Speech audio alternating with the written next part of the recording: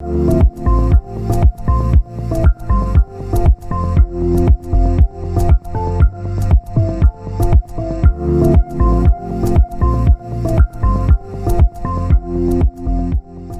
création d'un délit générique d'atteinte grave à l'environnement est un sujet qui est dans l'actualité, dont on parle beaucoup, mais pour FNE, FNE considère que ce n'est pas une priorité et on doute que la création de ce délit ait un intérêt important à court terme. Alors, on peut expliquer ça au regard de 3 points. Bon, le premier, c'est qu'il finalement, il existe déjà. Il existe depuis 7 ans à l'article 773-3 du Code de l'environnement. Le résultat qu'on a sur sa mise en œuvre, c'est que finalement, il est très rarement constaté par les agents verbalisateurs et il est très, très rarement donc poursuivi, et que finalement, en 7 ans, on a 2 déclarations de culpabilité, ce qui, à notre connaissance, n'est pas significatif. Alors, on n'a peut-être pas tous les chiffres, mais on n'a pas quand même un niveau de décision sur ce délit qui montre qu'il présente un intérêt manifeste. Alors, la deuxième chose, c'est l'idée d'introduire un tel délit dans le code de l'environnement ou le code pénal pose un certain nombre de difficultés de rédaction sur lesquelles on ne revient pas ici. Et en toute hypothèse, elle appelle une forte interprétation jurisprudentielle, puisqu'on est sur des termes généraux, l'environnement, la gravité des atteintes, et que du coup, pour faire cette jurisprudence, il va falloir une certaine prise de risque de la part des agents verbalisateurs et des parquets qui, confrontés à plusieurs délits, iront poursuivre ce délit d'atteinte grave à l'environnement. Et il faut bien avoir en tête que pour poursuivre ce délit, ils vont devoir s'appuyer sur la qualité des constatations des agents verbalisateurs d'une part, mais d'autre part aussi sur les services de l'État qui vont venir l'assister techniquement dans la poursuite de ces infractions. Alors on ne dit pas que c'est impossible, on ne dit pas que ce n'est pas souhaitable, on dit qu'aujourd'hui, l'introduction de ce délit dans le droit positif devra être accompagnée d'une dizaine d'années d'interprétation jurisprudentielle avant de pouvoir faire l'objet d'un traitement un peu plus généralisé, et donc les résultats qu'on en attend sont conditionnés d'une part à la capacité des agents verbalisateurs et des parquets à s'approprier ce délit général, et d'autre part à les précisions jurisprudentielles qui seront nécessaires pour lui donner du sens et pour ne pas rester dans le flou. Enfin, il y a autre chose qu'il faut avoir en tête, c'est que le délit d'atteinte grave à l'environnement, il vise les atteintes graves, il ne vise pas ce qu'on appelle les pollutions diffuses. Par exemple, on pourrait citer les pollutions aux pesticides, pour le mauvais usage des pesticides, ou les pollutions aux nitrates, qui en elles-mêmes, à chaque fois, ne sont pas graves ou significatives, sauf cas exceptionnels, mais qui, toutes ajoutées les unes aux autres, conduisent à une pollution généralisée de la ressource en eau. Alors on ne traitera pas ce genre de cas avec ce délit.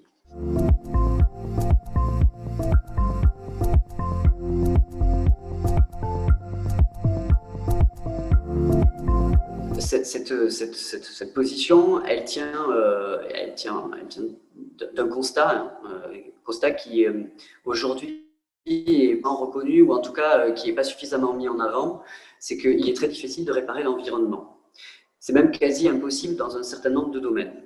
Le génie écologique, la recréation des zones humides, les différentes interventions qu'on peut avoir sur les milieux en vue de permettre le retour d'espèces, les dépollutions de rivières, ce sont des opérations qui techniquement sont extrêmement compliquées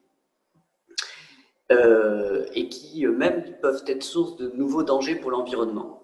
Bien souvent, quand une rivière est polluée, en fait, ce qu'on fait, c'est qu'on attend que la nature passe et qu'elle se dépollue toute seule. Alors, c'est difficile de réparer l'environnement, et d'ailleurs, cette difficulté, elle est particulièrement illustrée par l'échec de la mise en œuvre et de la réparation en nature du préjudice écologique. Le préjudice écologique avait pour ambition d'ouvrir la voie à la réparation en nature atteintes à l'environnement, et aujourd'hui on constate qu'il y a très peu de mise en œuvre, quasi aucune, et que, à notre connaissance, il n'y en a pas véritablement qui ont consisté à la réparation en nature de l'environnement. Sujet éminemment complexe. Donc si on ne peut pas réparer l'environnement, il faut, plutôt que de se concentrer sur la pénalisation des atteintes à l'environnement, qui est nécessaire, hein, il n'est pas question de remettre ça en question, mais il faut surtout tenter de dissuader les gens de mettre en danger l'environnement, les comportements qui sont susceptibles de mettre en danger l'environnement. Alors ça, finalement, ça s'inspire du principe de prévention des atteintes à l'environnement, qui est prévu à l'article 3 de la Charte constitutionnelle de l'environnement. L'objectif, c'est bien de sanctionner les comportements qui mettent en danger l'environnement pour justement prévenir les atteintes à l'environnement et ne pas avoir finalement à mettre en œuvre de réparation qui dans tous les cas, sera difficile à mettre en œuvre.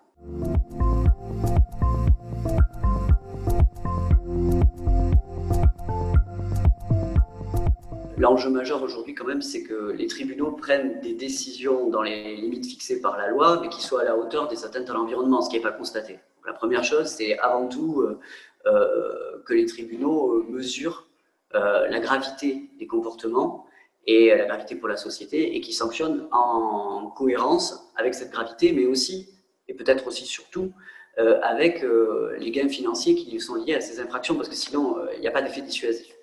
Bon, ça, il faut le dire et le redire, puisque aujourd'hui, le constat, c'est qu'on n'a pas ça. Voilà.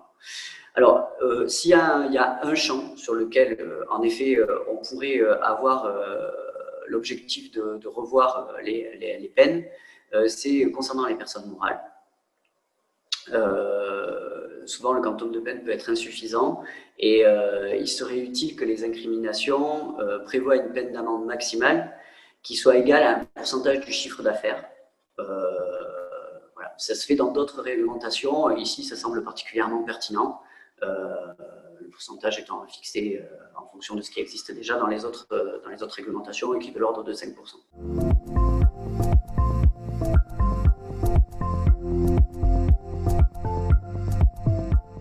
Pour recontextualiser un peu cette proposition qui est très médiatique, on peut déjà noter qu'il existe un crime de terrorisme environnemental dans le code pénal. Alors, il n'est pas tout à fait le crime d'écocide, mais il y a déjà ce type d'infraction, on va dire, qui relève du crime. Il n'a jamais été poursuivi à ce jour, et je crois qu'il faut s'en féliciter, c'est plutôt une bonne nouvelle. Quel est l'état du droit aujourd'hui? L'état du droit, les atteintes graves à l'environnement, au-delà du terrorisme écologique, hein, on met de côté, elles sont toutes sanctionnées par des délits. Donc on est en matière correctionnelle, et à ce jour, il n'y a pas d'obligation internationale de criminaliser les atteintes à l'environnement. Alors, ce n'est pas un objectif notamment du droit européen, qui se contente d'exiger des sanctions pénales effectives, proportionnées et dissuasives. Ce n'a pas été non plus un objectif fixé par la mission d'inspection justice environnementale à laquelle nous avons participé. Ce n'était pas dans les débats.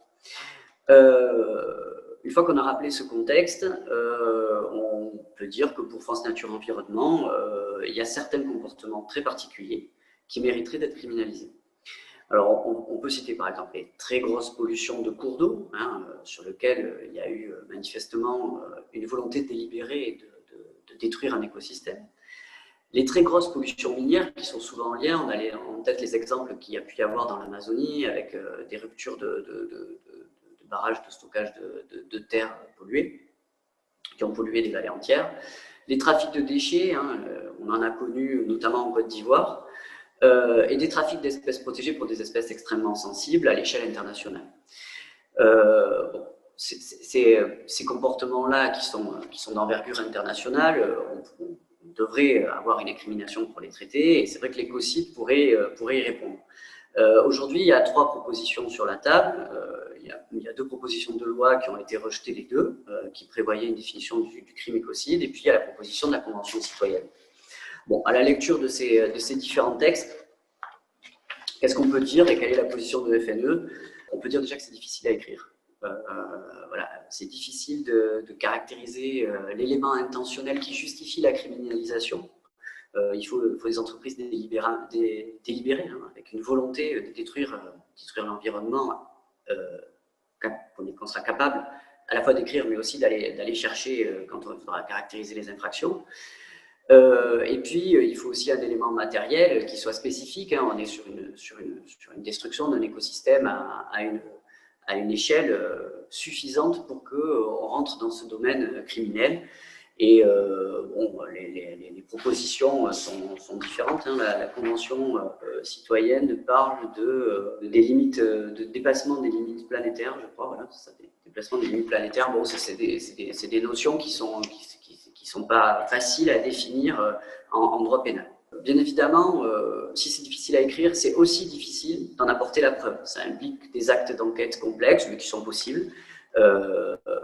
Qui seraient certainement souhaitables dans le cas où de tels dommages environnementaux arriveraient. Il faut quand même replacer la question de l'écocide à l'échelle internationale, puisque c'est là que ça a vraiment de la pertinence. Donc il faut poser la question de la compétence universelle des juridictions françaises, ce qui semble souhaitable. Elle était prévue d'ailleurs par une des deux propositions de loi. Et puis peut-être il faut surtout et avant tout poser la question de la compétence de la Cour pénale internationale qui devrait être habilitée à poursuivre ce type de crime avec tous les pouvoirs qu'elle a dans d'autres domaines et qui semble, il semble y avoir une certaine logique à ce qu'un tel crime soit poursuivi à ce niveau-là international. Pour revenir sur le territoire français, quand même, il y a peu de chances aujourd'hui que de tels niveaux d'atteinte à l'environnement délibérés interviennent.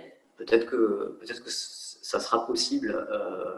En tout cas, il faudrait pas que ça le soit dans le cadre de l'exploitation minière en Guyane.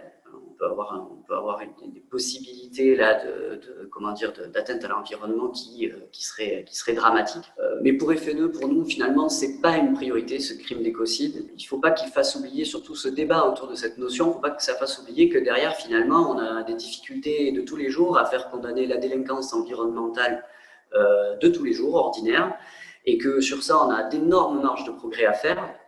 Et que le crime sur l'écocide ne doit pas doit pas être l'arbre qui cache la forêt.